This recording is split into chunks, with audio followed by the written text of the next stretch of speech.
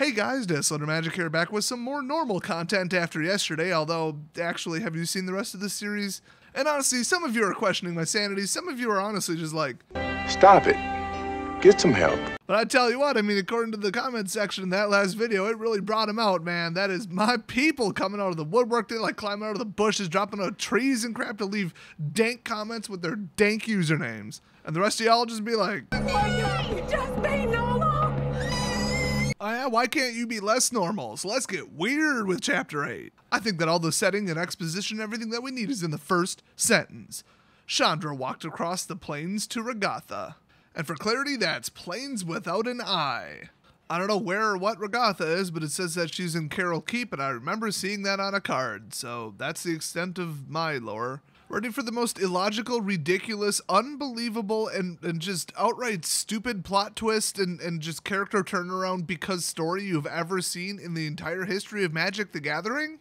Okay, you remember how Chandra got all pissed off and then Plains walked away, and so did Nissa, and she's just like, I quit, screw you, I hate you all, whatever. That might be a slight exaggeration. Okay, ready for this? And remember, this is literally 30 seconds after she Plains walked away to Regatha or whatever. She sighed and scrubbed at her face. I know it didn't look like it, Gideon, but I have a plan. And that's just like in italics. Like it's some kind of inner thoughts, but it's not in double quotes, whatever. She wasn't running away. No, she was running away, but she wasn't like running away. Like, oh, I'm scared of my problems. I'm going to run. She was pissed. So she like stormed off. Like literally it said there was like fire when she planeswalked. Which, by the way, why would you, like, light the air on fire to planeswalk? Like, that's where your hair is. You could just walk through it. Oh, my hair's on fire. Hey, guess what the next sentence is? Take a guess. Nissa hadn't run away either. Well, that's actually followed by, comma, because story. I'm not buying it, okay? As the saying goes, don't kick me in the nuts and tell me it's raining steel-toed boots.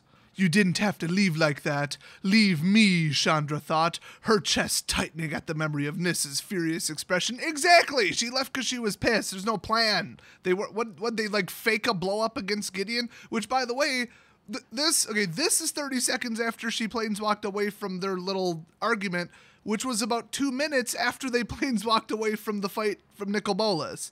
Just to give you a little time scale here. If I lose a game of Mech Warrior Online, I'm pissed for about 30 minutes, okay? I don't think she's over it after 60 seconds. I think they were legitimately pissed, and they legitimately just stormed off like a bunch of whiny bitches. Now, I didn't read a ton of the Zendikar storyline, but I'll just read this verbatim. Hopefully it makes sense to you guys. Nissa hadn't even given Chandra a chance to come with her. She knew how much danger Zendikar could be in from Nicol Bolas, how much Nissa wanted to be there to help repair the damage. But she acted like she never wanted to see me again, Chandra thought, and knew she sounded like an angry, jealous child. Actually, I'm not sure who that she refers to, because honestly, both of them were acting that way. I love pronoun confusion. It's like the best thing ever. Well, that was part of the problem, wasn't it? You're not strong enough for this, and you need to fix that, she told herself. I have no idea what her inner thoughts of the Shiba Inu here are talking about. Nissa gone, such rage, wow. Did they have some kind of prearranged plan? They were both going to bail to Zendikar, but then if she knows she's on Zendikar, why doesn't she planeswalk to Zendikar? Does she not know where to meet her?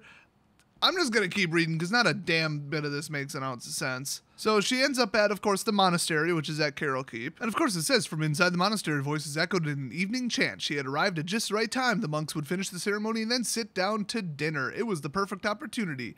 Damn straight, sister. If soup's on, I'm there. She just waltzes in. Oh, hey, you guys having dinner? What a coincidence. I'm hungry. I like food. So for some reason, she's like Sam Fishering her way through the hallways, like all, sneaking through the corridors and stepping silently. I don't know why. But of course, as she put it, it wasn't like anything would happen if they found her. Chandra just didn't want to argue about her plans, and they would see she was upset knowing something had happened. She would have had to explain. She didn't want to think about what had happened on Amonkhet, much less explain it. Der fire no work on Dragon. Dragon immune to fire.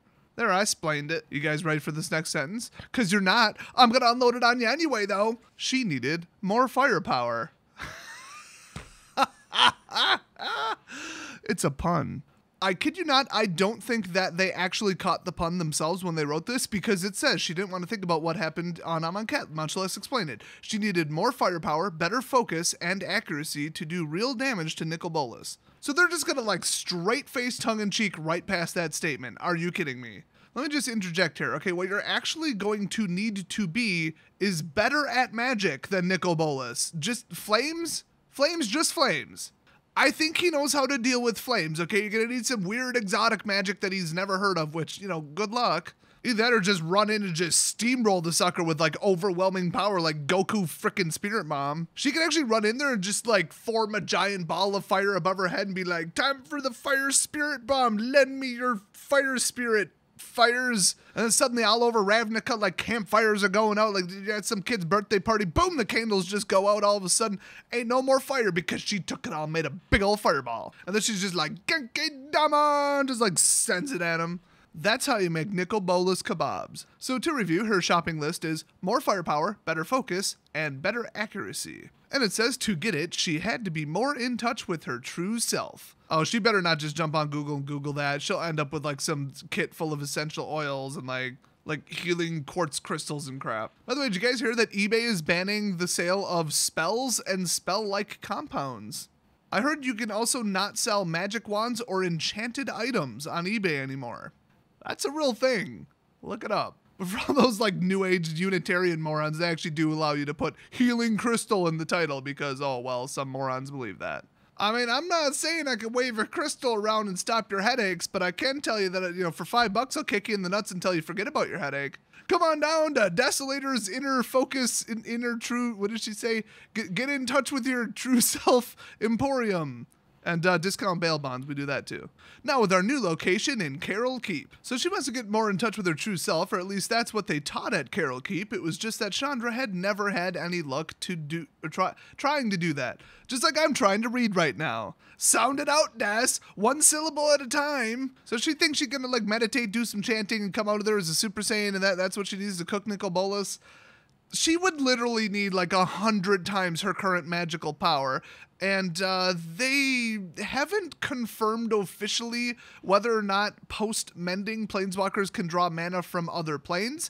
That's why they were so powerful before the mending, but they never stated that they can't do that anymore after the mending, but they have kind of hinted at it. Like they've made statements about like using the mana from the plane that they're on and getting more familiar with the mana ley lines from just that plane. So honestly, if the mana's not there, how are you going to power up the spell? See, I don't really get that. But then again, I don't really get how the chain veil works. So neither does Liliana. So Chandra says that she had never had any luck trying to do any of that focus on my inner self crap, which makes sense. She really doesn't seem to have a good attention span.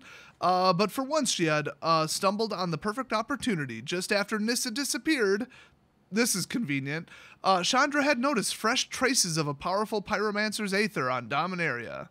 Possibly Jaya Bellard's aether trail. What the hell is an aether trail?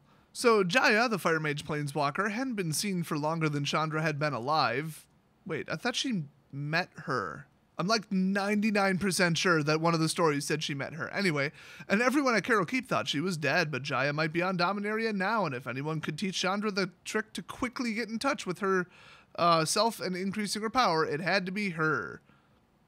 Or just like bring her, like just go recruit her. From a logical standpoint, it's awfully hard to teach somebody to be better at something than your current skill level. So she should just like be like, hey Jaya, nuke that sucker.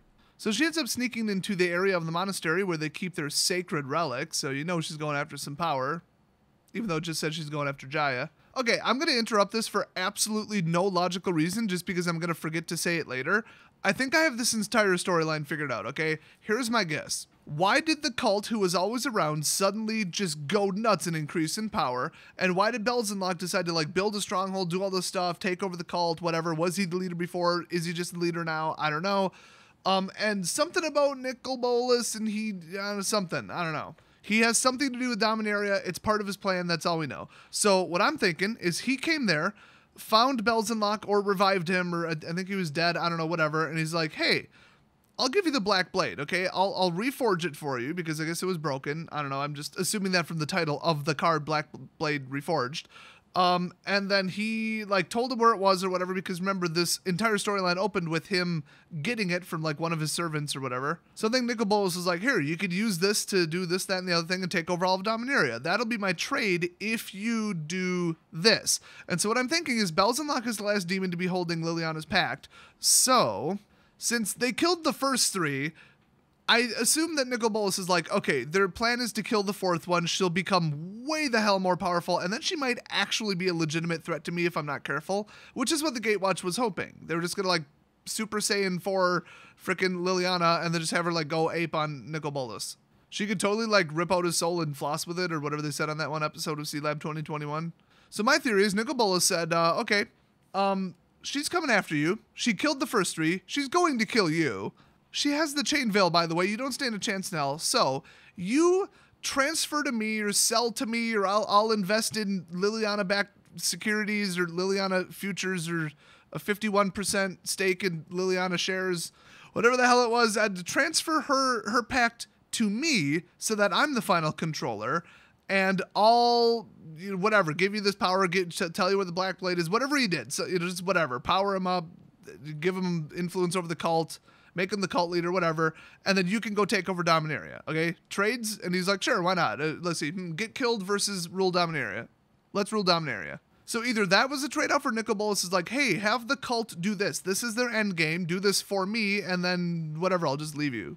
You can do whatever you want after that. So he probably made a deal, and it would appear from the cards in the flavor text that Nicol Bolas now owns her pact. So she's going to kill Belzenlock because that was completely spoiled by one of the cards. Thanks, Wizards. And then nothing's going to happen. He's going to control her pact, and then the ironic thing is it's like a catch-22. The only way to defeat Nicol Bolas is to get rid of her pact, but Nicol Bolas now owns her pact, so she can't kill Nicol Bolas because she can't get rid of the pact. And then I think that after M19, the very next one is going to introduce like a hyper-powerful planeswalker, or they're going to recruit Ugin.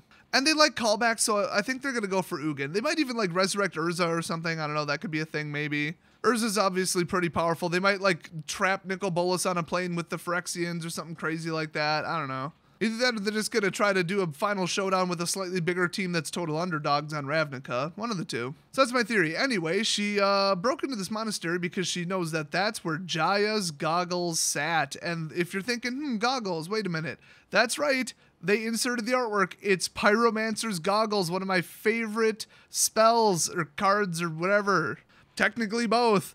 I was the one who said this card is insane. Absolutely insane. You just have to ramp to it. And it took people like almost as long as Archangel of Ties, but that card shot up from like $1 to like $8 overnight when people were finally like, oh yeah, I guess it's a good card. Which, I mean, there's a difference between it's a good card and, okay, now people actually are putting it in a popular deck, and now there's, you know, money. There is an increase in value associated with that. Like, Black Blade is one of the most powerful spells in the entire set of Dominaria, but it's $1.50, because currently nobody really put it in anything. Doesn't mean it's not one of the most powerful cards. So anyway, that card is bonkers. I mean, just the sheer power of these goggles must be insane. So the fact that she's breaking in to get these, damn. Now, what did that have to do with tracking down Jaya when she already knew her goggles were there and she could probably just wear them? I don't know. Is she going to try to return them to Jaya? I don't know. If Jaya's still alive, why wouldn't she want her goggles back? I don't know. Why do the goggles look so weird and look like they'd obstruct your vision? I don't know. Well, when she finally comes across them, she says she'll want these back. And then she says, and they'll prove that I came from Carol Keep. Oh, so it's like they sent me kind of bluff thing, I guess. The gift would get Jaya to listen to her long enough for Chandra to explain how important the fight against Nicol Bolas was. Okay, I mean, I don't think so, but whatever. And here comes the justification, although I will say I actually do agree with this. And it wasn't stealing when you were giving something back to the person who had originally owned it. But as she reached for the goggles, a voice behind her said, Chandra, what are you doing? And to which she responded, guy behind me. How do you know who I am just by looking at the back of my head when you haven't seen me in years? I assume. Chandra snatched the goggles, clasping them to her chest as she spun around. It was Mother Looty staring at her from the doorway. Not Mother Looty! She's a raging bitch! Just kidding, I have no idea who that is. Hey, it wasn't far off, because Chandra says it's not what it looks like. And it says of all the people who could have caught Chandra in the act, Looty was the absolute worst. She didn't have an official rank in the monastery, but she was old and had been living here on and off for forever, and everyone respected her, and she was always trying to get Chandra to learn things Chandra didn't have time for. Well, don't you think you'd be more powerful if you learned, things? But then instead of the whole thing blowing up, Looty just kind of smiles and she's like, honestly, I have no idea what it looks like you're here. Like, what are you doing here? Why do you want those? And Chandra just replies, I found Jaya Ballard. And she's like, whoa. So Chandra explains, I think she's on Dominaria. We went there after Amonkhet. It was terrible. Bolas nearly killed us all, and we failed. But if I can find Jaya, I'm going to give her these, ask her to teach me the secrets and tricks I need to know. And that's the end of the sentence. So if you're going to do a reiterative double adjective phrase describing something, you really should just put and. Anyway, otherwise we're going to lose. He's going to kill me and all my friends. And then she waved her hand and the fireball floating overhead, lighting up the room, danced wildly, mirroring her agitation. There won't be anybody left to stop him. She literally paused to make the fireball that was lighting up the room more dramatic for what she said. That's freaking awesome. I wonder if at the end she went, dun, dun, dun. But then Ludi says, Chandra, you don't need Jaya. You should be concentrating on helping your friends if they're in so much danger. You don't know what I need, Chandra burst out, all the frustration and fear of a hopeless battle against Bolas, of Gideon taking Liliana's side, of Nissa's abrupt departure, which she still claims was staged. I don't get that whole paragraph. It all boiled up at once. You weren't there. Stop giving me advice I don't want. Ludi simply had time to say Chandra, but that was it. Chandra had already turned, ghostly fire flaring up around her as she stepped out of the plane. This time she knew exactly what she needed to do. As she planeswalked away, she could just barely hear the faint voice of Ludi saying, don't forget to like and subscribe. Speaking of that, I'm going to split this into 2 parts, which actually I'm like a fourth of the way through this.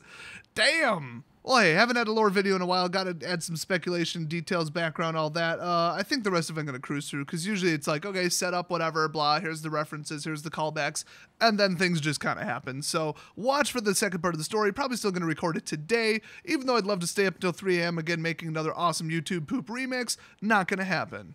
But there will be a day, as the prophecy foretold, when I will upload another even danker, even more powerful, even more diabetes and AIDS inducing video that will be uploaded to my channel. So legit, hit that subscribe button because you really don't want to miss it. And if you haven't seen the first one, holy shit, what is wrong with you? Go watch it.